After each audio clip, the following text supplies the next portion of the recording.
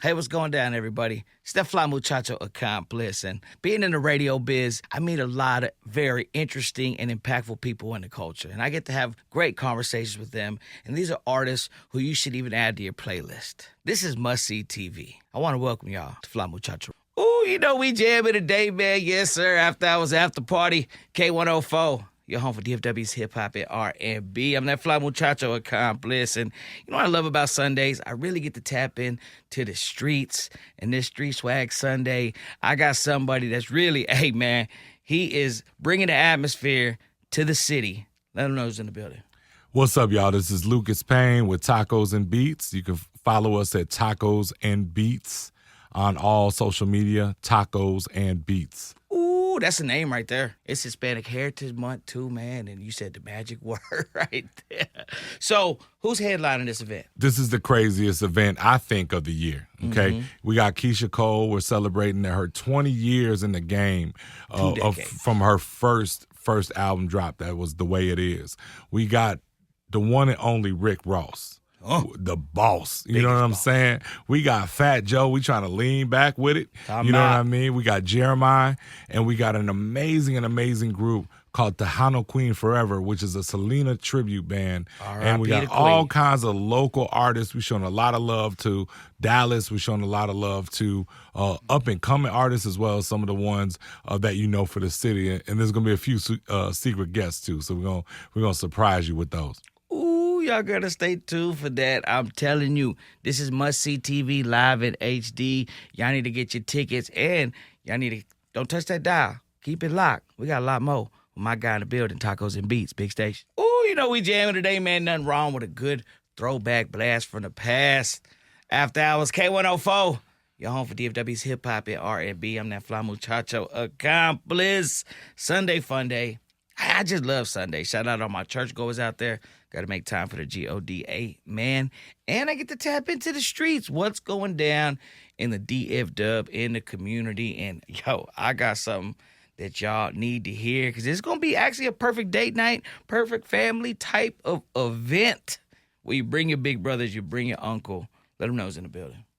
What's up, man? It's Lucas Payne from Tacos and Beats. Craziest festival going down October 4th in Little Elm at Little Elm Beach. Little Elm. First of all, what makes you pick a location like that? Well, okay, so I'm from Chicago originally. I've been down here for 6 years. Last year, we did a very similar event in Frisco. I was there. And, it was dope. As you remember, you were there on stage representing in a big way. And your boy, Jay Cruz, was there, too, but he didn't stay on the stage the whole time. Slipping. He fell. he fell. Slipping. He didn't mean to. He got up. He popped up. He did his thing. So last year, we did an event called Tacos and Tequila. And we had 2 Chainz, a Juvenile, Travis Porter, and it was love. But that baseball stadium just wasn't giving that festival feel, right? And so when we brought it back this year, we wanted to do it where it really felt like a festival and someplace we could grow. And that's what made us move to Little Elm Beach. Shout out to Curtis Cornelius, the mayor of Little Elm. Certainly made sure that he set us up out there, and we appreciate him. Yeah, because, even with the acts that you're bringing, the fact that they're allowing the hip-hop and R&B and just the whole energy of a show like this is like a grown folks type of show where they could go out, have a good time, atmosphere. Like it's by the lake, right? Or it's on the lake? It's right on the lake, Little Elm Beach. It's Little Elm Park, which has the biggest beach in North Texas, really, that's available at any lake. So it's a vibe out there. Yes, and then you already know how the scenery is going to be. The headliners, the Oh, way you chose them. yeah. Like, is this your playlist? You just booking people from your Hey, playlist? listen, man. You know what I'm saying? I'm born in the late 70s, grew up in the 80s and 90s, and we wanted to represent for the last 20 years of hip hop. And as you said, it's a grown folk show. I mean, young people, you're welcome, but it is 21 and up first and foremost. And if you don't appreciate, these last 20 years of hip hop and R&B, maybe this ain't the show for you. But for those who want to come, we need more grown folks shows. we need more grown folks shows. I think the youngins get to party all the time. Yep. We need this. Yeah, in that type of environment. We absolutely do. So we want everybody to come out. We got some big ones. We got Keyshia Cole. She's celebrating her 20th year anniversary of The Way It Is, which was her debut album. We got The Biggest Boss, Rick Ross. We got Fat Joe. We're going to lean back with it. And, of course, we got Jeremiah. And for the Latinos, we wanted to make sure we show some love. A lot of times festivals come through. They got tacos, they got tequila, but they don't make sure that they represent for the culture. Facts. You know what I'm saying? So and we have a lot of acts, but we have this amazing, when I say amazing, probably the best Selena cover band I've ever seen. They're called Tejano Queen Forever. Awesome Selena tribute band. I actually saw them last week, and they were just off the chain for a Hispanic Heritage Festival here in the DFW. And I appreciate that because the fact that it's, Hispanic Heritage Month, you have Latino representation on the show. With even the name, would you say, like, that's what you're catering for demographic-wise? Or are you like, no, we just know that'll make for a great party? No, so that's a great question. Tacos, but we do know how to party. Yeah, no, tacos and beats. And if you notice some of the colors on my shirt, I think it's representative of the hip-hop culture, the Latin culture, African-American culture.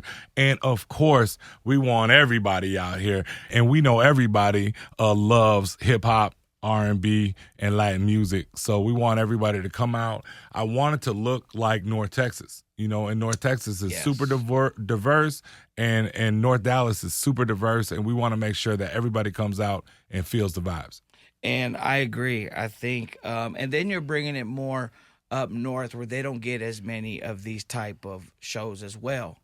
And with the success from last year, is it safe to say this is going to be bigger and better? Oh, there's no question. I think we sold more tickets already than we sold last year. I mean, this is going to be a vibe, and Dallas, come on, buy these tickets. Y'all take a long time to buy tickets sometimes. They are last minute. They do super last minute. And the thing is, we bump the tickets up every week, $10, $20, $30. Like, don't wait, because we already went up 2 times on ticket prices. So go on and get your tickets and do it now. As a matter of fact, here's what I'm going to do for this show. For 4 hours, promo code K104. K104. When you go to checkout, K104, that's your promo code. I'm going to give you 30% off right then. But go get your tickets. And I'm doing that for Accomplice and doing that for the city. But you got to get them and stop playing. Facts. And the turnout last year, the energy, I'm talking about the baseball field, when Juvenile came out and said for the 99-2000, I'm talking about it shook. So I can't wait to see when Keisha Cole and everybody hits that stage and everybody's leaning back. The earth just made on its axis just a little bit. But if you went last year, I know you're like, it wasn't Tacos and Beats. You changed the name? Yeah, so there's 2 tours around the country that tour as Tacos and Tequila. And so there was a little bit of market confusion. I work with the group out of California.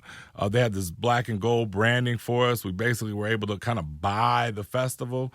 Then we got creative, man. It's like, why don't we should own our stuff, right? We're right here from Texas. My business partner is Jason, and my other business partner is, of course, my wife. This is ours. And so we rebranded under Tacos and Beats. That's our domain. That's our everything. There's not another thing out there known as Tacos and Beats. But there is a taco truck here in Dallas called Tacos Bites and Beats. I didn't find out about that until after, and I hope they come out and become a vendor at our show. But Tacos and Beats, it was all about just bringing a vibe. There's some cool things that happen when you take the word tequila out. It opens up some sponsors and people that are willing to engage, even like the hospitals and stuff, or some of the lawyer groups that would normally sponsor something. It kind of opened it up somewhat too. But that wasn't the reason, although it's something that we're doing from the side. But really, it was just for us to own our own IP, own our things, so that way we could take it not just here next year, but we'll take it around the country as well. Absolutely. And I applaud that. I salute that. And the fact that you are straight to the point, Tacos and Beats, that's what it is. Because I remember at the last event that I was at, and I'm going to speak of what I've seen them do, that y'all need to pull up if you ate. And if you have, we running it back. You had the food trucks. Yeah. You had the vendors. Yeah. You had, like I said, festival vibe. And I think I kind of agree with you where you were like, it was a little bit too spread out. Maybe is that what you plan to solve with this new venue? Yeah, just because we had to put the taco trucks on the street because that baseball field you couldn't drive on. right? So and then they didn't want us on the grass, which kind of takes away from that festival feel. Yeah, the show. Yeah. So and now we're on this beautiful beach with this amazing stage we're gonna put together, and then people can bring their lawn chairs. Like, it's gonna feel like a festival. You can walk all in the same space to interact with vendors. We're going to have some games out there. We're going to be doing some different stuff. It's going to really feel like a festival that you want to pull up to and really enjoy yourself. Matter of fact, we're going to end the night with fireworks. Yeah. Well, hey. Last year was the summer. Last year was May 5th, and it's already hot as I don't know what in Dallas, right? That was the first week of May, and it's kind of rainy that first couple weeks in May sometimes too. So what we really like about this, that first week of October is about 80 degrees typically. So warm enough to be warm, but you're not out there. And then being by the water too, it brings that, everybody knows that by the water scenery. Yeah. But yeah, and then also landing with the name Tacos and Beats, and it landing in the middle of Hispanic Heritage Month. To me, that's also, another genius part of the marketing. I mean, the name, the location, the lineup. There's really no reason why you wouldn't go, and you need to go. Because this is something that, and what I've also noticed is, like, you work with Sarah, and she's even inviting locals, so some of these young, entertainers out here can even be involved. Is there an application, or they just go to Tacos and Beats? How do they do that? Yeah, if you go to tacosandbeats.com, if you're an up-and-coming artist, if you're interested in performing, we want you there. We also want visual artists, right? We want visual artists. We're going to have a visual artist village that people can come and display their artwork. That's dope. You know what I mean? So we want to have that. Because we do have a lot of that out here. You'll see the murals, you'll see them, and man, that is awesome. You're really doing something for the culture, and I think that's what it is. So we just need to involve everybody. Don't procrastinate. Use that promo code. Go get that ASAP, Tacos and Beats. So this is the second. Well, this is the first Tacos and Beats. So last year we had the other festival, and this is the first Tacos and Beats, but second year that we've done a festival up there, up north. Again, moving from Frisco to Little Elm. When they're watching this, Fly Muchacho Radio, appreciate y'all. And they want to see a recap of last year. Like, what were they talking about? Is there something they can see? Absolutely. If you go on tacosandbeats.com and look at past events, you can see some of the media coverage, and obviously you can see some recap videos of the event. Also, if you go to Tacos and Beats on Instagram, IG, or TikTok, you'll find us there, and you can kind of go back and scroll back and see some of the stuff from last year. Absolutely. That way, hey, you ain't got to take our word for it. You can see it for yourself. You can see the party that you don't want to miss. Tacos and Beats. The lineup is Rick Ross, Keisha Cole, Fat Joe, Jeremiah, Tejano Queen Forever. Are you still getting involved, like the crowd games? I know last year you had the hip hop. Oh, they got to pull up to find out. Because I know there was celebrities there. Yeah. They was, man, it's go to the website. Check out last year's event, and then think of that times two. Yeah, it's going to be crazy. We've already got some celebrities confirmed. Out of respect, I'm not going to drop their names, but anybody that's from the city. Last year I seen athletes there, ball players. Yeah. Like, man, it was definitely the move. Tacos and Beats, October 4th, Little Elm. That's it. Show up. Meet me there. Beat me there. Let's go. Big station.